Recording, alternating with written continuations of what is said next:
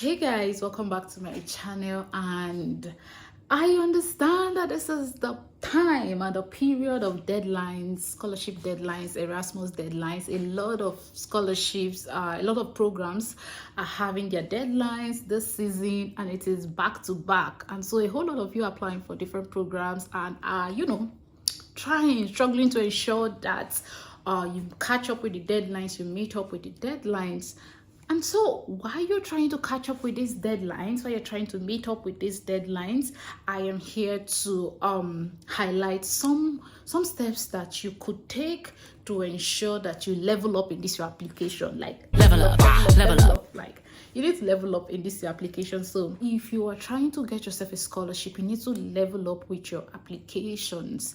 Yeah, like you need it because every other person is applying. You need to do something really different, and that is what I'm going to just be talking about. And the first thing I want to point towards is Grammarly.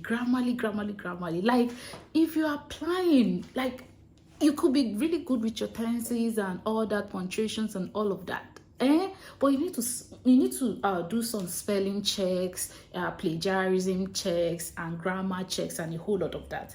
You need to use Grammarly. Grammarly is a software that just lets you, is it a software or an app, a web app? Yeah, you just basically have it. You can use it on your phone, you can use it on your desktop, or like basically use it anywhere and just go through your work, spellings, grammar checks, and proofread your work, including plagiarism and all of that. I know that some of you must have read a lot of scholarship SOP templates, statement of purpose templates online, and you might be picking some sentences or some statements or some phrases from there. You need to check it.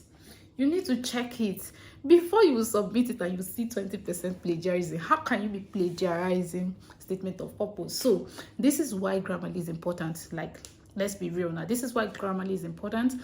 You might write something and the spelling might be wrong, or the spelling is outdated. Spellings can go outdated. Yeah, so you might write something and then the spelling is just and then some sentences that you might write, it sounds good, it sounds okay, but it might not really sound professional and things like that. So Grammarly helps you put these things in check.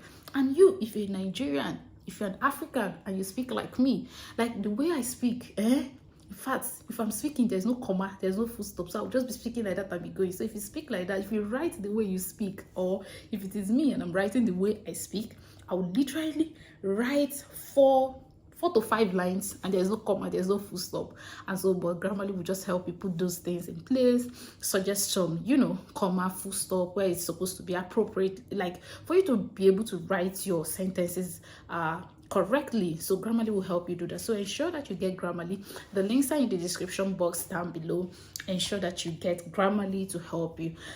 Then another thing I would also want to say is, while writing your SOP, all this SOP you're writing, all Erasmus programs always give SOP prompts. There could be questions that are asking you to attempt. If you go to their website or even on the application form, for those ones that have application forms, you are going to see some of these SOP prompts. They could come in form of questions or they could come in form of statements. Always ensure that you go to them, look at them. You'd see some questions that are asking. They will be like, if when you're writing your SOP, you need to show us how your bachelor's degree relates to this program and all of that. These are some form of SOP prompts and all of that. So don't ignore it. Always ensure that you go to it. Always ensure that you go to it, and each and every one of those statements or those questions, no matter how they come, ensure that you answer them well.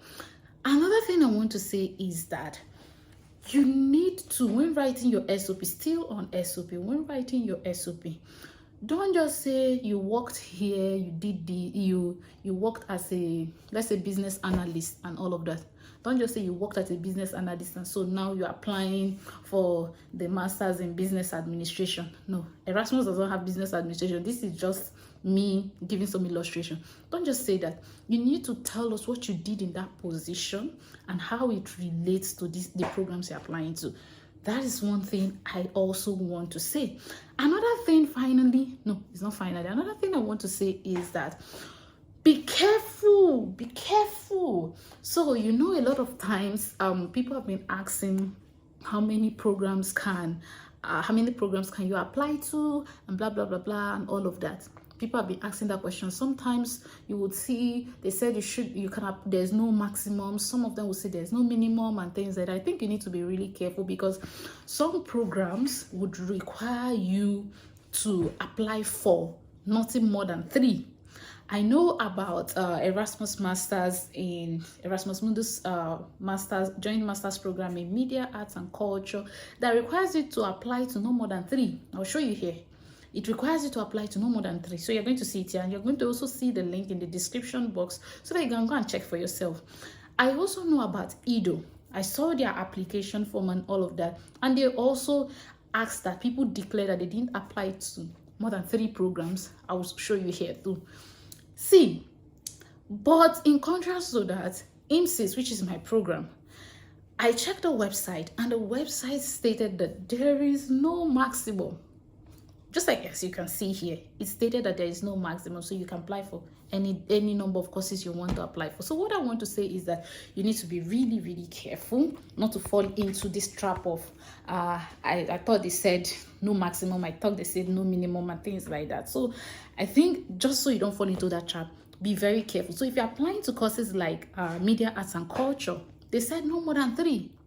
If you're applying to EDO, they said no more than 3. If you're applying to IMSIS, you can apply to other ones too that don't have maximum. You are fine. So try to be very, very careful with that. I would emphasize, try to be really careful with that. Try to be really careful. Do grab to be really careful.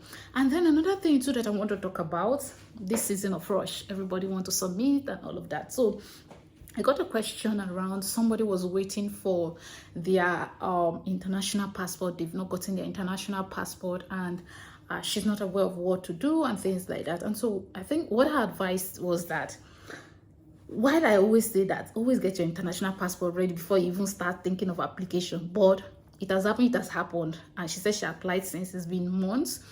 The thing is, if your program requires you that you upload the data page of your scholarship, something like that, upload it, and you don't have I say scholarship, Jesus. If your program requires you to upload the data page of your passport and you don't have your passport yet, what I would advise is that if you have your national insurance number and card, whatever, that way it comes, if you have it, you upload it, and then you inform the admissions team and your program. You tell them that, see, you've been able to apply for this, but you know, like we have in Nigeria, shortages of a booklet and a whole lot of that, and so you're finding it challenging getting your international passport. However, you've been able to upload your national ID card. You've been able to upload that one.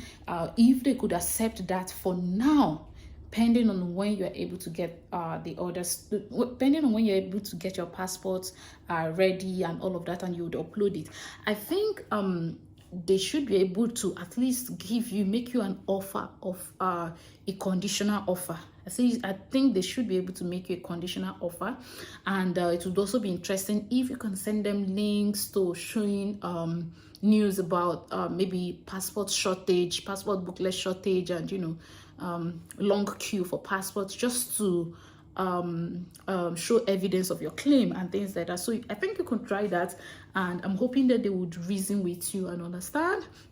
You can take that approach. Honestly, you can really take that approach. And then for programs, another question too I've gotten, do you need to write English test and all of that? So some of you still have some programs you need to apply to, and then English test and all of that. Like I always say, try Duolingo. Duolingo is cheaper, it's easier. So contact your program. If there's an option of Duolingo, go ahead and take it. It's cheap. I think it's about $40-something or $30-something. Take it. Compared to the other ones, that is how many dollars?